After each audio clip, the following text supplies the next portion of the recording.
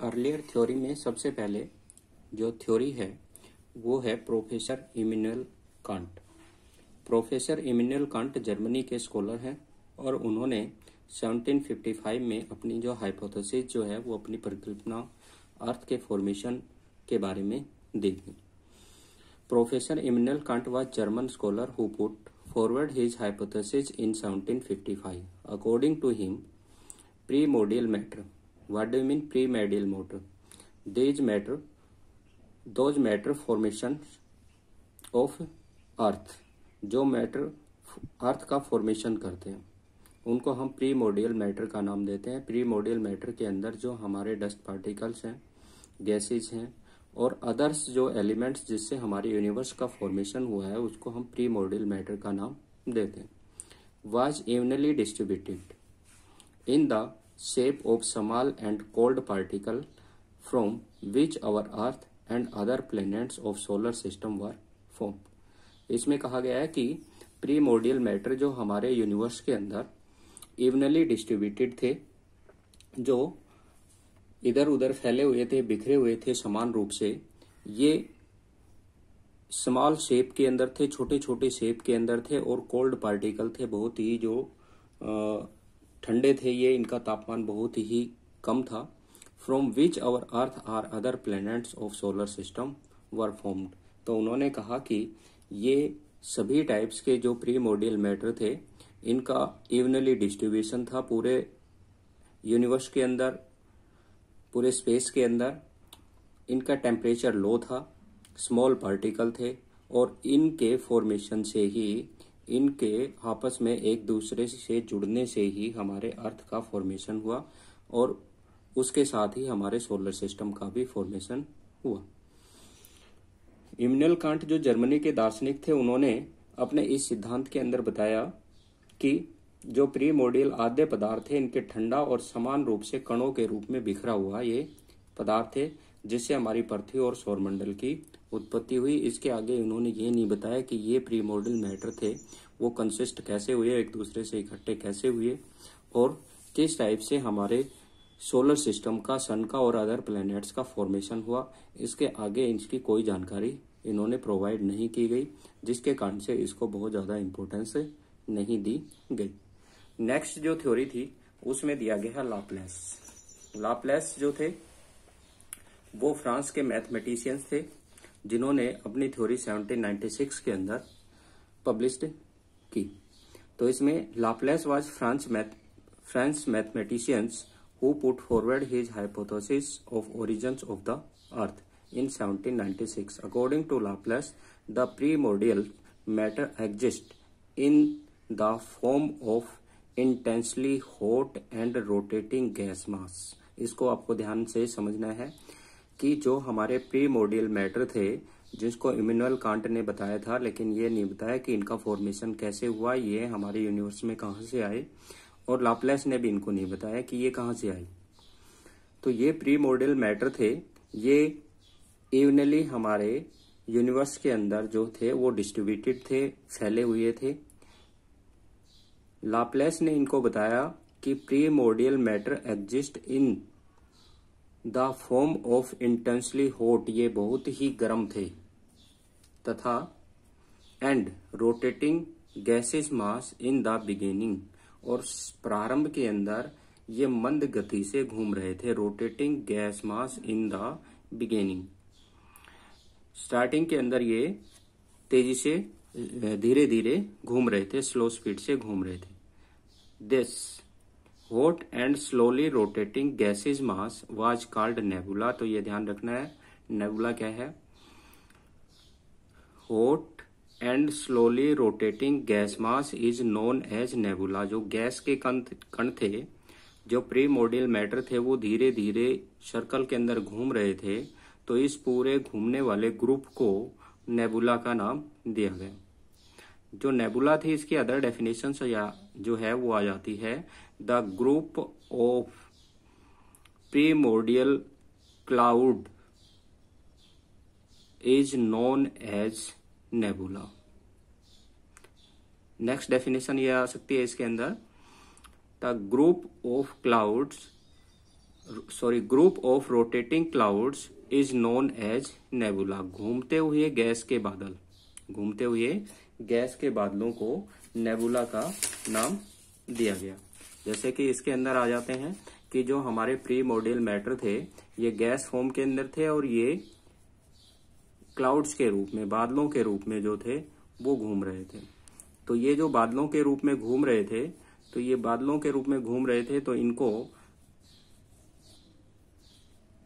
Laplace ने जो है वो नेबुला का के रूप में डिफाइन कर दिया। ये सारे क्लाउड्स थे, गैस के क्लाउड्स थे।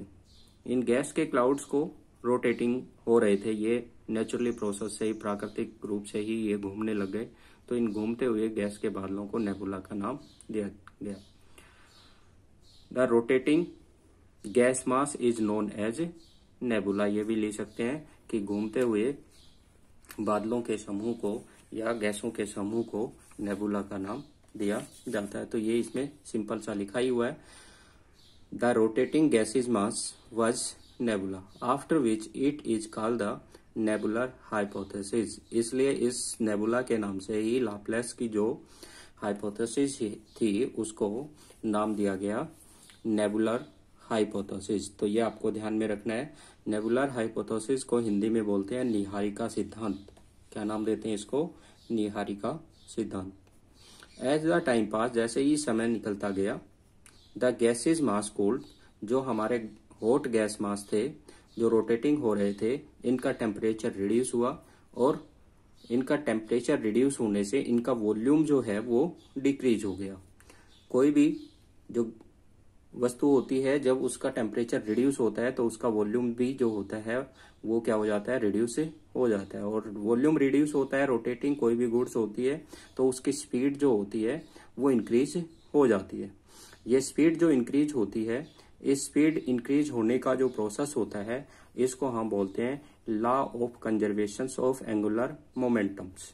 Law of conservation of angular momentum, कोई भी घूमती हुई चीज होती है और जब उसका रेडियस रिड्यूस हो जाता है तो उसकी स्पीड जो है वो ऑटोमेटिक इंक्रीज हो जाती है, जिसको हम law of conservation of angular momentum का नाम देते हैं।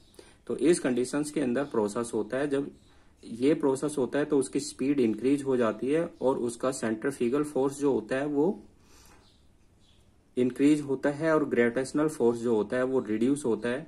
सेंट्रीफ्यूगल फोर्स इंक्रीज होने और ग्रेविटेशनल फोर्स डिक्रीज होने से जो रोटेटिंग क्लाउड्स थे उनका अपर पार्ट जो था, जो ऊपर का भाग था, वो सेपरेट हो गया और रोटेटिंग गैस मास के चारों तरफ ही घूमने लगा। इसको जैसे कि मैं आपको बता रहा हूं डायग्राम पे। डायग्राम में आप देखिए इसमें कि ये हमारे क्लाउड्स का ग्रुप था, ये पूरा क्लाउड्स का ग्रुप था जो रोटेट हो रहा था, पूरा घूम रहा था, जिसको हमने नेबुला का नाम दिया था। जब ये नेबुला का टेम्परेचर रिड्यूस हुआ, इसका तापमान जो है वो रिड्यूस हुआ, तो इसका वॉल्यूम जो है, इसका जो आयतन है वो रिड्यूस हो गया। जो इतने आयतन के अंदर था, वॉल्यूम के अंदर था, वो इसका वॉल्यूम है वो डिक्रीज हो गया, ये रिड्यूस हो गया। रिड्यूस होने से जो इसकी स्पीड थी वो स्पीड क्या हुई? फास्ट हो गई। और स्पीड फास्ट होने से ये फिजिक्स के लॉ हैं कि कोई भी घूमती हुई वस्तु होती है जब उसका आयतन कम हो जाता है तो उसके आयतन कम होने से उसकी स्पीड जो है वो ऑटोमेटिक इंक्रीज हो जाती है। और स्पीड ऑटोमेटिक होती है तो उसमें टू फोर्स होते हैं, उनका जो फंक्शन होते हैं वो चेंज हो जाते हैं।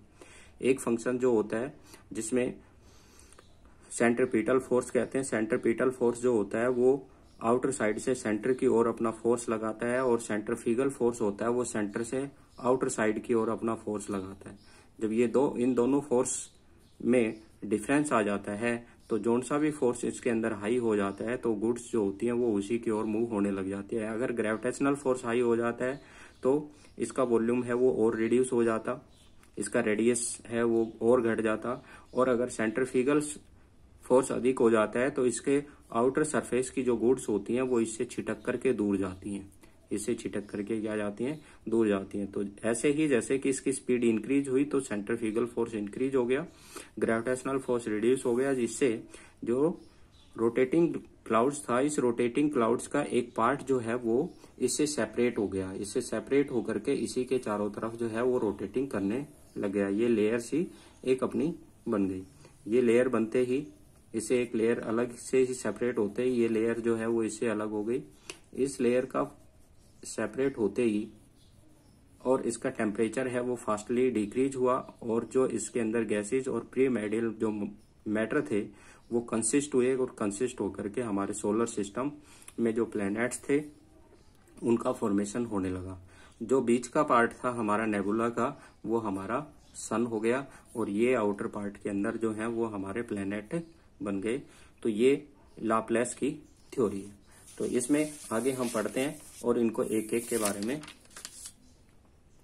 अंडरस्टैंडिंग करते हुए आगे चलते हैं। तो इसमें क्या है, nebula after which is called the nebula hypothesis. At the time pass the gases mass cold and volume decrease. ये भी है, मैंने बताया था जो गैस का मास था ये आपका इतना था, ये कूल होकर के और ये डिक्रीज हो गया। कूल हुआ तो इसका जो रेडियस था वो रिड्यूस हो गया, ये घट गया और इसका वॉल्यूम भी है वो कम हो गया। ये कम होते ही और इसमें इसकी स्पीड इंक्रीज हुई। आगे देखिए, the increase in speed of the rotation resulting in increase in centrifugal. जब इसकी स्पीड इंक्रीज हुई तो इसमें जो सेंट्रीफ्यूगल फोर्स जो सेंटर से आउटर साइड्स की ओर जो मैटर था उसको पुश कर रहा था, धकेल रहा था, उस फोर्स के अंदर सडनली स्पीड के साथ साथ ही इसकी फोर्स सेंट्रीफ्यूगल फोर्स इंक्रीज हुआ। Resulted in the increase in the centrifugal force when the centrifugal force exceed the gravitational force a ring move.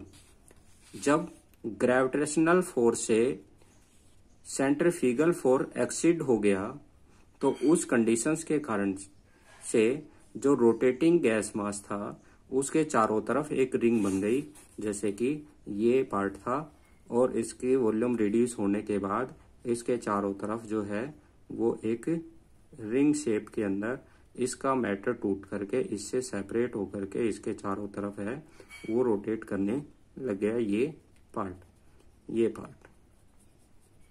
ये इसके चारों तरफ रोटेट करने लगा।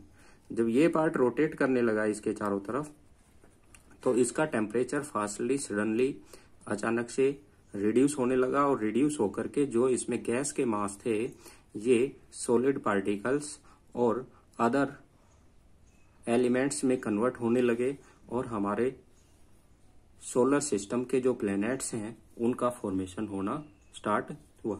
जो ये बीच का पार्ट था ये आपका सन बन गया।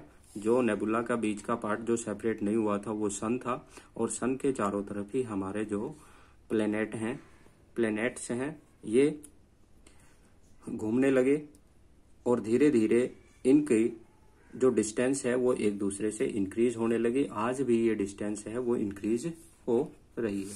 तो आगे हम पढ़ते हैं इसमें, gravitational force a ring move away from the nebula and broken into the many smaller rings. और धीरे धीरे वो छोटी रिंग्स के अंदर टूट गई।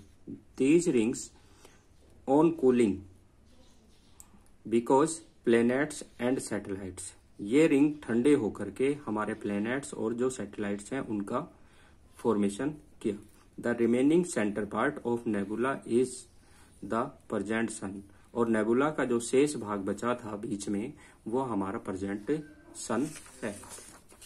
इस हाइपोथेसिस के अंदर लाप्लास ने अर्थ के और प्लैनेट्स के और सन के फॉर्मेशंस की इंफॉर्मेशन दी, लेकिन यह नहीं बताया कि ये प्रीमोर्डियल मैटर यूनिवर्स में कहां से आए, इनका टेम्परेचर इंक्रीज हुआ या डिक्रीज हुआ, ये क्यों हुआ, ये रोटेशंस मोमेंट में क्यों आए, इनकी कोई इंफॉर्मेशन नहीं दी। इसके बाद आगे कांट और लाप्लास दोनों ने अपने एक कंबाइंड हाइपोथेसिस दी जिसको उन्होंने इस प्रकार से एक्सप्लेन किया है। Both Kant and Laplace believe that the original mass of gas cooled and began to contract. Laplace और कांट दोनों की विचारधारा व्यक्त की गई कि आद्य पदार्थ ठंडा होकर के सिकुड़ने लगा, कॉन्ट्रैक्ट हुए, वो आपस में एक दूसरे से जुड़ने लगे। जब ठंडे हुए तो जो पार्टिकल्स थे, प्रीमोर्डियल मैटर थे, वो एक दूसरे से कंसिस्ट होने लगे, एक दूसरे के कांटेक्ट में आने लगे। The rotational speed increase as a conservation of law of conservation of angular momentums. Law of conservation momentum के अकॉर्डिंग कोई भी रोटेटिंग चीज घूम रही होती है और उसका वॉल्यूम रिड्यूस कर दिया जाता है तो उसकी स्पीड इंक्रीज हो जाती है, जिसे हम angular momentums is the product of the mass, angular velocity and square of the radius of the rotating body के रूप में पढ़ते हैं।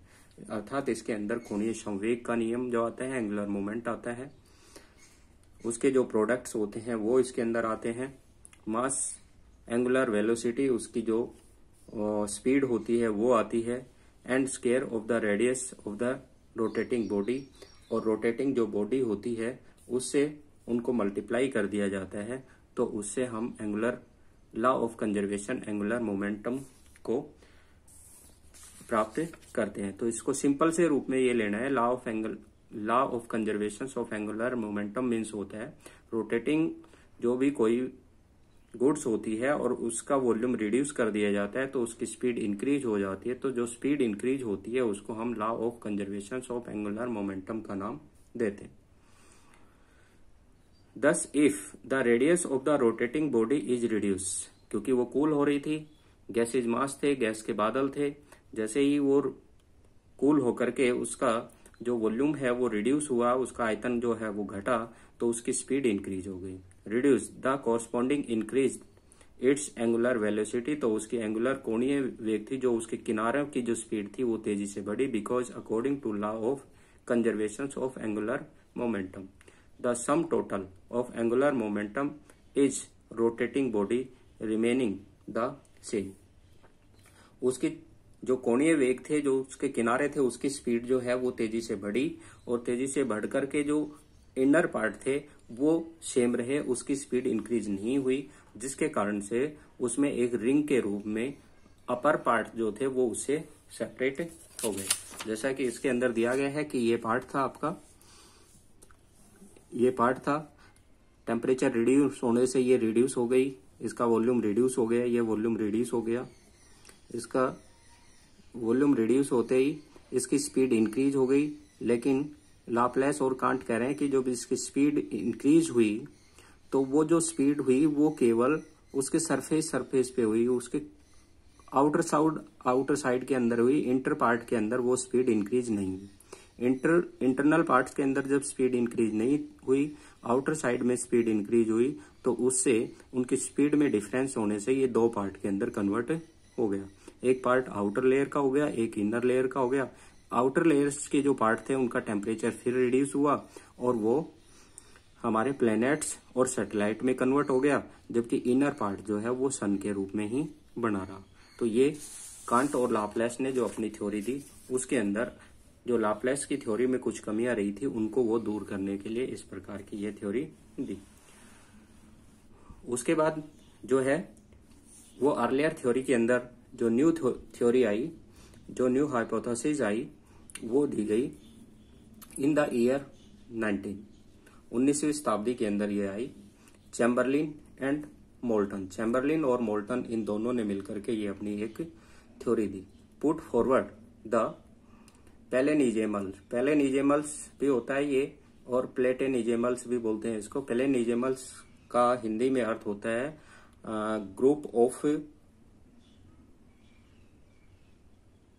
पार्टिकल्स।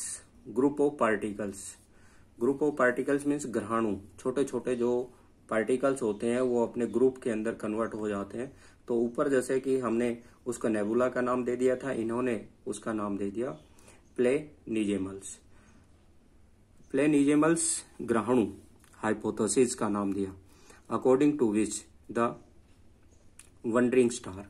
तो उन्होंने कहा कि वंडरिंग स्टार जो स्टार्टिंग के अंदर जो हमारा प्लेनिजेमल्स का फॉर्मेशन हुआ, बहुत सारे जो पार्टिकल्स हैं वो आपस में एक दूसरे से इकट्ठे हो गए, ये सारे इकट्ठे हो गए और प्लेनेजिमल्स का नाम इन्होंने इसको दे दिया, ग्रहणों का नाम दे दिया, क्योंकि ये सबसे पहले जो थे वो हमारे गैस पार्टिकल्स के अंदर ही थे। उसके बाद इसमें क्या हुआ कि वंडरिंग स्टार मीन्स इस प्लेनिजेमल्स के नियर बाई कोई घूमता हुआ जो दूसरा स्टार जो है वो ग्रुप ऑफ प्लेनिजेमल्स जो इससे बड़ा था वो इसके पास आता है, घूमता हुआ वंडरिंग करता हुआ वो इसके पास आता है। जब इसके पास आता है तो इसकी ग्रेविटेशनल फोर्स के कारण से इस प्लेनिजेमल्स के जो फर्स्ट वाला प्लेनिजेमल्स था इसके कुछ जो पार्टिकल्स हैं वो इसकी ओर अट्रैक्ट होते हैं। जब ये यहाँ पर आता है वंडरिंग करता हुआ इधर आता है तो ये घूमता हुआ इधर आता है तो इसके कुछ पार्टिकल्स जो हैं वो इसकी ओर अट्रैक्ट होते हैं, ये इसकी ओर अट्रैक्ट होते हैं। जब ये अट्रैक्ट होते हैं और ये वंडरिंग करता हुआ फार डिस्टेंस कवर कर जाता है, अधिक दूरी तय कर जाता है, तो ये प्लेनिजेमल्स जो होते हैं ये वापस फर्स्ट वाले जो प्लेनिजेमल्स होते हैं उसके ऊपर नहीं जा पाते हैं और इसके सराउंडिंग के अंदर ही ये क्या करने लग जाते हैं, रिवोल्यूशन करने लग जाते हैं, इसके चारों तरफ घूमने लग जाते हैं। ये इस प्रकार से ये जैसे ही दूर चला गया, ये नजदीक था तो ये था, फिर और दूर आया तो ये यहाँ पर आ गया, ये घूमते हुए इससे दूर चले जाते हैं और ये इससे सेपरेट हो जाते हैं। ये सेपरेट होते हैं तो वापस इसकी ग्रेविटेशनल फोर्स इसको अपने अंदर जो है वो नहीं समा पाती है और ये इसके सराउंडिंग एरिया के अंदर इसका रिवोल्यूशंस करते हैं और धीरे धीरे ये सेपरेट होकर के आपके क्या बन जाते हैं, प्लेनेट और सैटेलाइट बन जाते हैं। ये बन गया। ये बाकी का जो प्लेनिजेमल्स बचा था ये आपका सन रहा और सन के बाहर के जो पार्ट थे ये आपके क्या बन गए, प्लेनेट्स और सैटेलाइट्स। तो ये मोल्टन जो था और चैम्बरलेन था उन्होंने अपनी इस हाइपोथेसिस के अंदर दिया जिसको हम वंडरिंग स्टार हाइपोथेसिस के नाम से भी जानते हैं। Wondering star approached the sun and exerts its gravitational pull on the sun. As a result, a cigar-shaped extension of material was separated from the solar surface. Solar surface जो प्लेनिजेमल्स था उसको solar surface, solar का नाम दिया इसने। तो solar surface से जो है वो वंडरिंग स्टार के कारण से कुछ जो पार्ट्स जो हैं वो उससे क्या हुए, सेपरेट हो गए। Material separate from the solar surface started revolving around the sun and condensed into the planet at the later stage। और उसके बाद वो उसका रिवोल्यूशंस करने लगे और कंडेंस्ड होकर के हमारे प्लैनेट्स और अदर जो यूनिवर्स के पार्टिकल्स हैं उनका इसमें फॉर्मेशन हुआ। तो ये मोल्टन ने अपनी इस डेफिनेशंस के अंदर दिया। इस डायग्राम में देखिए जैसे कांट और लाप्लास ने कहा था कि ये एक जो है वो रोटेटिंग गैस मास है, ये रोटेटिंग गैस मास है। इस रोटेटिंग गैस मास के अंदर जैसे इसका वॉल्यूम रिड्यूस हुआ तो इसका वॉल्यूम रिड्यूस होने से इसकी स्पीड इंक्रीज हुई और एक इससे अपर जो सरफेस था उससे सेपरेट होकर के जो गैसेस पार्टिकल थे वो सेपरेट हो गए, इससे दूर हो गए और इनके कूल होने से हमारे प्लेनेट का फॉर्मेशन हुआ। जैसे कि इसमें इंफॉर्मेशन ये पूरी आपको दिखाया गया है, पूरा स्ट्रक्चर जो है वो दिखाया गया है कि ये स्टार्टिंग में ये था, उसके बाद जो है वो इसका वॉल्यूम रिड्यूस हुआ तो ये इस शेप के अंदर जो है वो टूट करके अलग अलग हो गया, ये पार्ट टूट गया, ये पार्ट टूट गया, ये टूट गया, ये टूट करके अलग हो गए और आपके सोलर सिस्टम का फॉर्मेशन हो गया। जो ये बीच का पार्ट था ये आपका सन प्रेजेंट के अंदर आता है। तो ये इस प्रकार से एक दूसरे से सेपरेट होते हुए चले गए और हमारे यूनिवर्स का फॉर्मेशन हो गया। इसी प्रकार से जो मोल्टन और चैम्बरलिन ने अपनी नेबुलर हाइपोथेसिस के अंदर डेफिनेशंस दिया है, जो प्लेटिनिजेमल्स के अंदर जो बताया है उसके अंदर आता है कि ये एक प्लेनिजेमल्स था जिसमें आपके बहुत सारे जो पार्टिकल्स थे वो कंसिस्ट थे। उसके बाद इसमें एक वंडरिंग स्टार इसके नजदीक आया। जैसे ही वंडरिंग स्टार सेकंड स्टेज के अंदर इसके नजदीक आता है तो इस वंडरिंग स्टार के ग्रेविटेशनल फोर्स के कारण से जो हमारे प्लेनिजेमल्स थे इसके कुछ पार्टिकल्स जो हैं वो इसकी ओर अट्रैक्ट हुए। इसकी ओर अट्रैक्ट हुए हैं। जैसे कि हमारे जो टाइडल फोर्स के कारण से मून जो है वो हमारे वाटर को अट्रैक्ट करता है, ऐसे ही इसके अंदर जो प्लेनिजेमल्स थे वो वंडर स्टार की ओर अट्रैक्ट हुए। ये अट्रैक्ट होकर के थर्ड पोजीशंस के अंदर ये इससे बिल्कुल सेपरेट हो गए। यहाँ पर ये इससे कनेक्टेड है, जबकि ये यहाँ पर आकर के सेपरेट हो जाते हैं। जैसे ही वंडरिंग स्टार जो होता है वो प्लेनिजिमल से फार डिस्टेंस कवर कर लेता है, अधिक दूरी तय कर लेता है, तो ये जो सेपरेट पार्टिकल्स हैं वो आपके प्लेनिजिमल्स के सराउंडिंग एरिया के अंदर रिवोल्यूशंस करने लग जाता है, उसका घूमने लग जाता है। और जब घूमता है तो ये धीरे धीरे टूट करके, जैसे ये टूट करके सब सेपरेट हो गए और ये प्लेनिजिमल्स था ये आपके सन के रूप में हो गया। तो इस प्रकार से जो है वो कांट और लाप्लेस के बाद चैम्बरलिन और मोल्टन ने इसको प्लेनिजिमल्स फॉर्म के अंदर बताया। इसके बाद अगली डेफिनेशंस जो आती है वो आती है सर जेम्स जीन्स की। सर जेम्स जीन्स ने अपनी जो हाइपोथेसिस थी उसको 1990 के अंदर जो है वो बताया। तो इसमें देखिए, sir James Jeans a British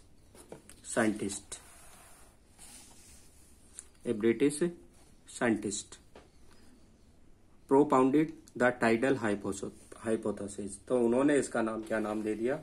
tidal, ज्वारीय परिकल्पना। ज्वारीय जैसे कि ज्वार भाटा आता है, मून जो है वो हमारे अर्थ के नजदीक आ जाता है, या सन जो है उसकी और अर्थ की डिस्टेंस रिड्यूस हो जाती है, तो उस कंडीशंस के अंदर जो हमारे वाटर होता है उसका लेवल इंक्रीज हो जाता है। ऐसे इसको टाइडल हाइपोथेसिस 1919 के अंदर दी।